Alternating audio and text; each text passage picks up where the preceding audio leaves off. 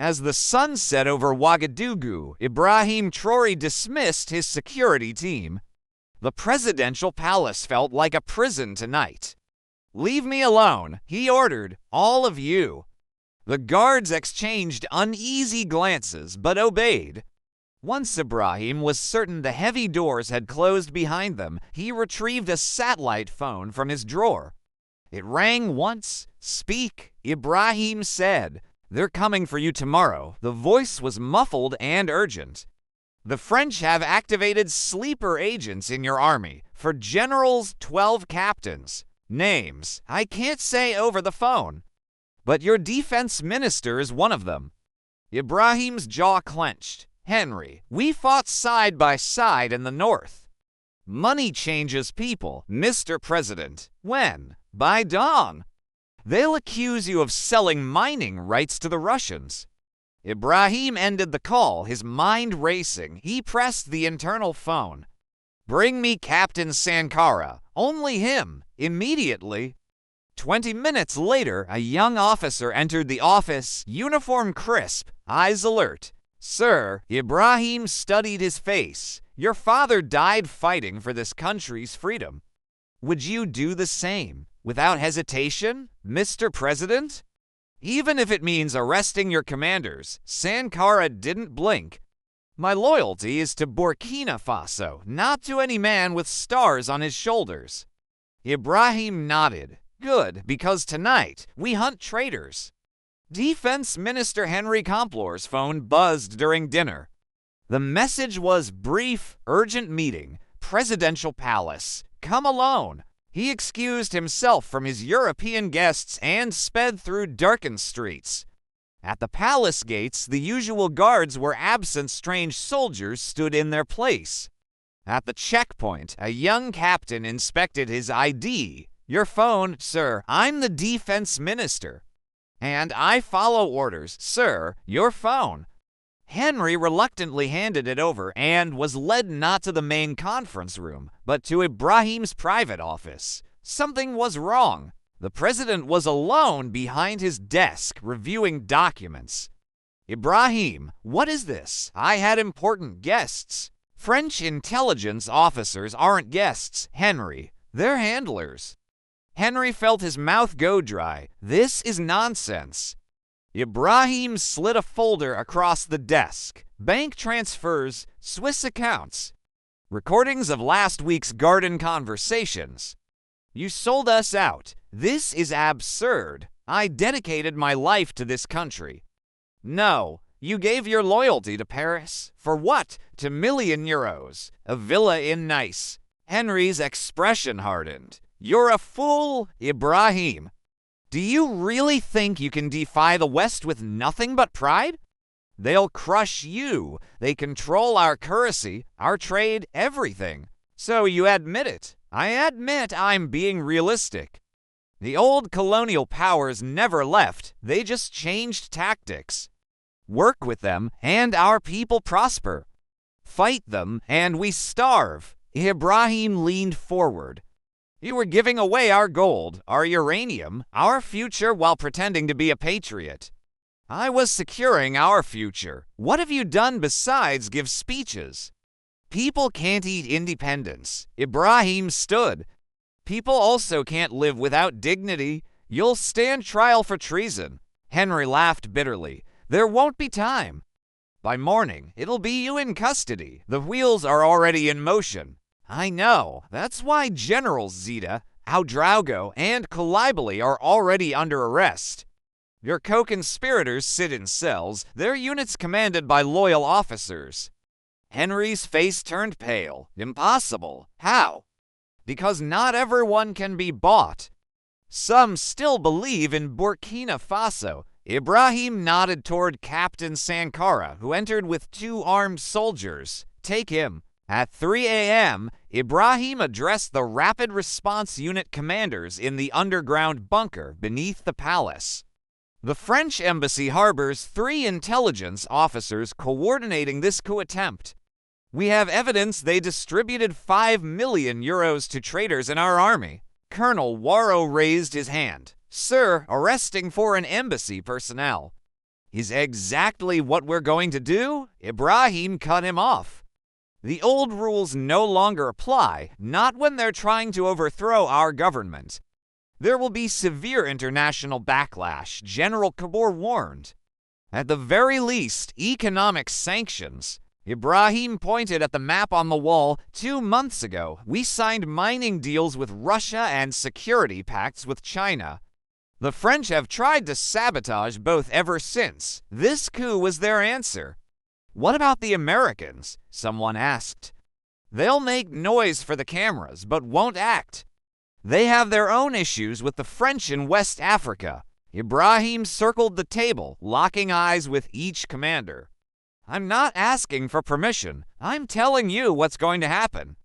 The only question is, are you with Burkina Faso or against it? Silence filled the room. Good. We move in 1 hour. Ambassador Pierre Dubois woke to gunfire. At his window, the embassy gates had been breached. Burkina's special forces were storming the compound. He called Paris in panic. They're invading the embassy. Where's our security? The local garrison commanders aren't responding, came the reply. Something's wrong with the network. Dubois heard footsteps in the corridor. They're coming. Do something. The door burst open. Captain Sankara entered with 6 soldiers, weapons raised. Ambassador Dubois, you are under arrest for espionage and conspiracy against the sovereign state of Burkina Faso. This is outrageous. I have diplomatic immunity. This violates all international law. So does staging a coup, Sankara replied coldly. Where are Mercier, Beaumont, and Rousseau? I don't know who you're talking about. Sankara signaled his men, who began searching the rooms.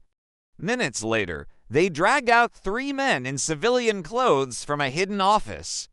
One clutched a laptop. Wipe it. The man shouted in French, but a soldier yanked it from his hands. Sankara examined the men. French intelligence. Just as the president said, Dubois was trembling now. You don't realize what you're doing. France will never tolerate this insult. France no longer decides what happens in our country. Sankara signaled his men, take them all. As the sun rose over Ouagadougou, İBRAHİMTRAORE stood on the palace balcony. Below, crowds were beginning to gather, having heard rumors about the night's arrests at the French embassy and the gunfire. His aide approached cautiously. Sir, we're ready for the broadcast. 10 minutes later, Ibrahim sat before the cameras in his military uniform. No medals, no decoration, just the simple attire of a soldier. People of Burkina Faso, he began. Last night, we uncovered and stopped a coup attempt organized by foreign powers and executed by traitors within our own army. He held up documents. We have evidence.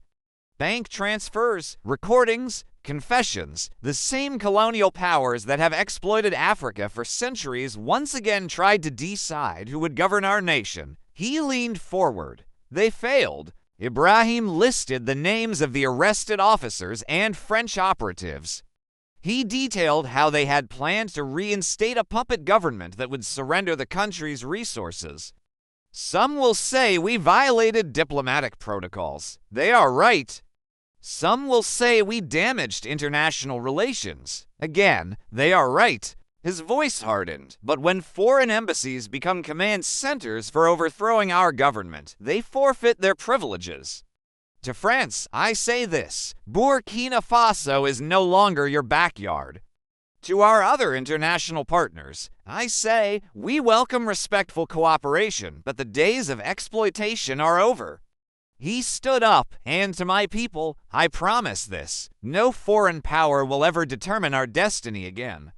Not as long as I breathe. 6 hours later, Ibrahim sat in his office watching the international reaction. The French were furious, threatening military intervention. The Americans were calling for restraint from all parties. The Russians and Chinese had issued statements supporting Burkina Faso's right to defend its sovereignty. There was a knock at the door. Captain Sankara entered. Mr. President, we've cracked the laptop's encryption. It's worse than we thought. The French weren't acting alone. He extended the files. Ibrahim reads silently, his expression darkening. In Mali, Niger, Guinea, they have operatives throughout the region. And our neighboring presidents are next on their list. Sankar awaited. Your orders, sir? Ibrahim looked up. Contact President Goïta in Mali and Colonel Doumbouya in Guinea. Secure lines only. Tell them we need to meet immediately. Sir, leaving the country right now. I'm not leaving. They're coming here tonight. It's time for the freedom-loving nations of West Africa to unite. Sankara nodded and turned to leave. Captain, Ibrahim called after him. Sir, the Defense Minister. What were his last words before the cell door closed? He said, "You're a dead man." That no African leader who defies the West survives for long. Ibrahim smiled thinly. Then we'll have to prove him wrong, won't we? At midnight, when Ibrahim arrived, the intelligence command center beneath the presidential palace was buzzing with activity. Technicians monitored communications while analysts sifted through the captured French documents. The newly appointed intelligence chief, Colonel Traore, approached. Mr. President, we've identified 37 French operatives placed in 5 West African countries. Most are posing as business consultants or aid workers, and our neighbors. Presidents Goïta and Doumbouya will be here within the hour. Niger's President Bazoum is sending his security chief. They're all taking this very seriously. Ibrahim nodded. The French underestimated us. They thought we were divided. They thought we were weak. They always do, sir. The secure phone rang. Colonel Traore answered, listened briefly, then extended it. The French president, sir. Ibrahim took the phone. This is President Traore. This is outrageous. The voice thundered. You've arrested French diplomats and violated international law. Release them immediately or face severe consequences. Your diplomats were caught red-handed trying to overthrow my government. We have all the evidence. Evidence can be manufactured. This aggressive action is unacceptable. Ibrahim's voice remained calm. Let me be clear. The men in custody will be tried for their crimes. The days when France could overthrow African governments with impunity are over. You're making a grave mistake, Traore. We have military assets in the region that can be deployed within hours, and we have the truth, which travels even faster. If you threaten us again, we'll release every document, every recording to the international media. The world will see what France is still doing to its former colonies. Silence on the line. Also, Ibrahim continued, I'm meeting tonight with other West African leaders who have found similar French operations in their countries. Perhaps we should coordinate our response. The French president's tone changed. Perhaps we can discuss this diplomatically. There may have been unauthorized actions by certain elements. Save it. If you want diplomacy, withdraw the Special Forces units currently positioning near our border. Yes, we know about those too. Another pause. What do you want? Traore. Respect, sovereignty, and the complete withdrawal of all your covert operatives from West Africa. West Africa, impossible. We have security interests. Then we have nothing more to discuss. Ibrahim ended the call. Colonel Traore looked impressed. That was a bold move, sir. It was a necessary one. Ibrahim checked his watch. Now prepare the conference room. It's time for West Africa to write a new chapter. The meeting lasted until dawn, for nations, for leaders united by a common threat. Mali's President Goïta pounded the table. We should expel every French business, every French citizen, and crash our economies, objected President Bazoum's security chief. We need a smarter approach. Guinea's Colonel Doumbouya studied the intelligence reports. These operations have been going on for decades. They play us against each other and control our resources through puppet governments. Ibrahim stood up. Gentlemen, the solution isn't isolation. It's unity. He unfolded a map of West Africa. Together, our nations control immense resources: gold, uranium, bauxite, oil. We have the agricultural potential to feed ourselves and the population to defend ourselves. What are you proposing? Asked Goita. A new alliance, economic, military, intelligence. They can no longer pick us off one by one. The room fell silent as they grasped the implications. The West will never allow it, said Bazoum's representative softly. Ibrahim's eyes gleamed. They no longer have a choice. The question is, do we have the courage? One by one, they nodded. Then let's begin. 3 days later, international media flocked to Ouagadougou as the 4 West African leaders gathered on the steps of the presidential palace. İBRAHİMTRAORE spoke for the group. Today, we announce the formation of the West African Sovereignty Alliance. Our nations will coordinate defense, share intelligence, and negotiate with foreign powers as a bloc. Journalists shouted questions about French retaliation. Ibrahim raised his hand for silence. The evidence of foreign interference we've uncovered has been shared with the United Nations and the African Union. We are acting within our rights as sovereign nations. A BBC reporter stepped forward. President Traoré, analysts say this alliance cannot survive without Western support. Your economies are dependent. Our economies are dependent on our resources, which have been systematically plundered for generations. Ibrahim interrupted. That ends today, he gestured to his colleagues. We stand here not as perfect nations, but as free ones. We face many challenges: poverty, terrorism, climate change. But we will face them on our own terms, not as puppets dancing on colonial strings. The gathered crowd of citizens began to cheer. Africa has been divided for too long. Today, we begin to unite. That night, alone in his office, Ibrahim watched the protests erupting in Paris. The French government was facing uncomfortable questions about their activities in Africa. The captured documents had proven more damaging than expected. Captain Sankara entered with the evening security report. The French have withdrawn their special forces from the border, sir. Their African command is in disarray. Ibrahim nodded. And our traitors. Minister Henri is talking. Names, dates, operations going back years. Good. Ibrahim turned from the window. Double the palace guard tonight. This isn't over yet. You think they'll try again? Ibrahim's expression was grim but determined. Of course they will. Freedom always has enemies, Captain. Then why do you look so calm? Ibrahim smiled slightly, because now we know who they are.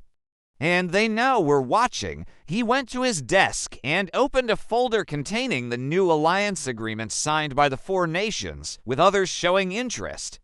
For the first time in generations, we stand together not as fragments of former colonies, but as architects of our own destiny. He closed the folder.